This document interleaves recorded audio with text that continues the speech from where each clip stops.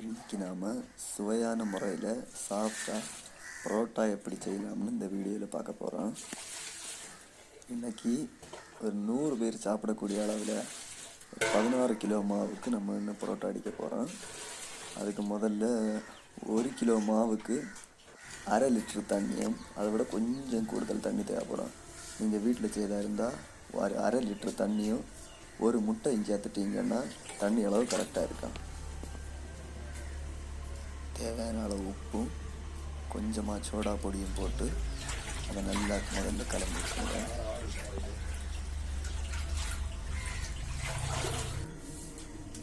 அப்புறமா நான் ஒரு டின்னு மில்க் மேடு சேர்த்துருக்குறேன்.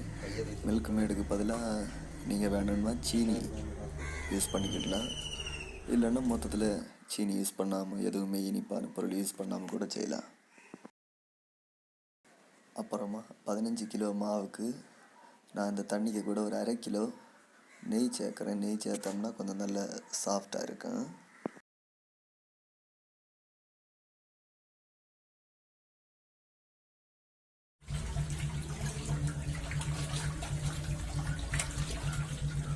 தண்ணி நல்லா கலக்கி விட்டுட்டு மைதா மாவை நம்ம இப்போ தண்ணியில் சேர்க்க போகிறோம்.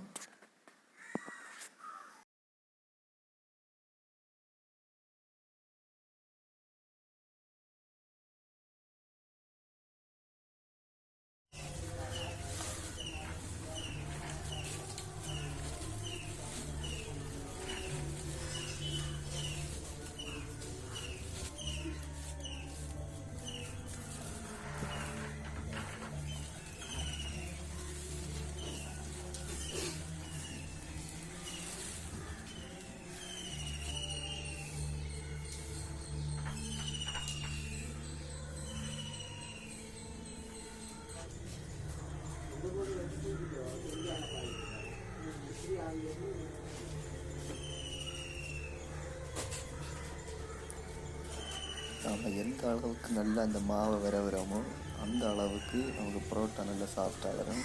அதனால் கஷ்டத்தை பார்க்காம ரொம்ப நல்லா மாவை நல்லா பிசைஞ்சு எடுக்கணும்.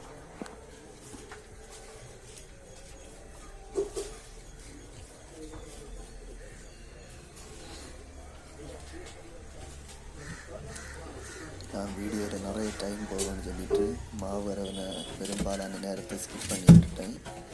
பாருங்கள், இப்போ அது எப்படி ஒரு பந்து மாதிரி ரெடி ஆகிட்டுன்னு பாருங்கள். இதுக்கு பரோட்டாக்கு தண்ணி ரொம்ப கரெக்டான அளவில் இருக்கணும். நீங்கள் வீட்டில் சப்பாத்தி மாவு பிசைறதை விட கொஞ்சம் சாஃப்டாக இருக்கணும். ரொம்ப தண்ணி கூடவும் பாது, தண்ணி குறைஞ்சாலும் அவ்வளோ நல்லா இருக்காது. அது நீங்கள் ரெகுலராக செய்ய தொடங்கியாச்சுன்னா அப்புறம் தானே பழக்கத்தில் வந்துடும். பாருங்கள்,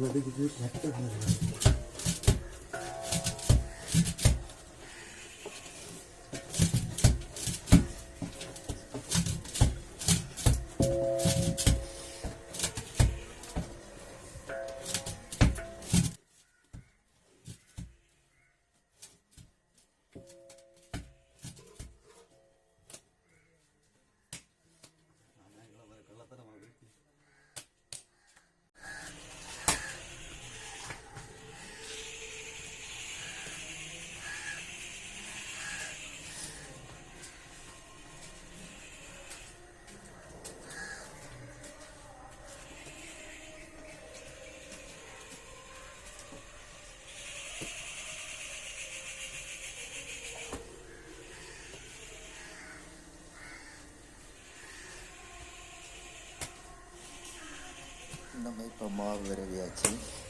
இந்த மாவுக்கு நல்ல கொஞ்சமாக எண்ணெய் தடவிட்டு இதை மாவு கொஞ்சம் புளிக்கிறதுக்காக இதை ஒரு 1/2 மணி நேரம் விட்டு வைக்க போகிறோம். ஒரு நல்ல ஈர துணி எடுத்து அதை மூடி போட்டுட்டு போயிடலாம்.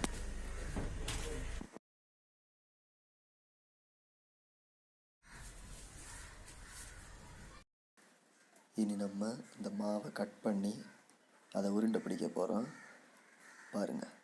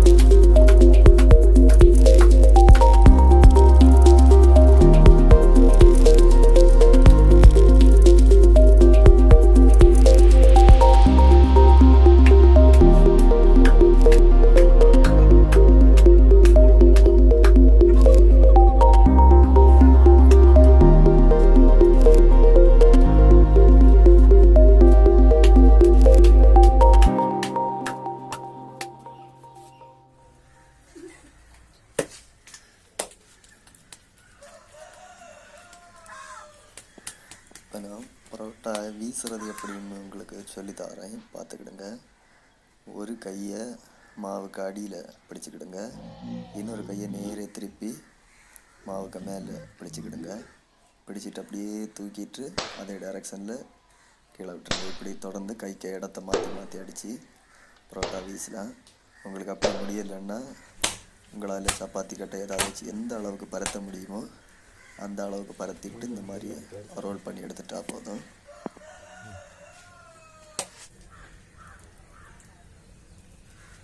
இந்த வீடியோ பிடிச்சிருந்துன்னா வீடியோக்கு ஒரு லைக் பண்ணிடுங்க.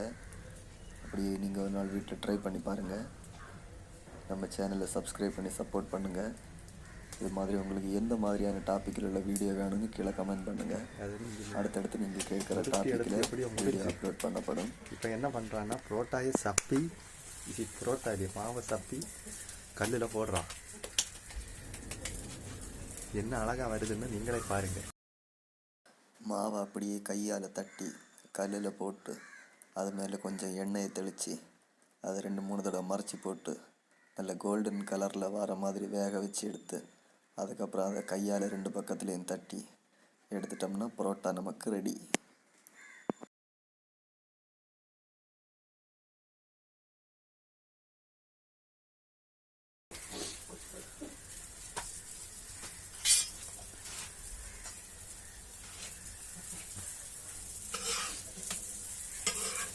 என்ன அருமையாக இருக்குது பாருங்க பாருங்க. கரெக்டாக தெரியுது. அடித்தது இதில் வேணா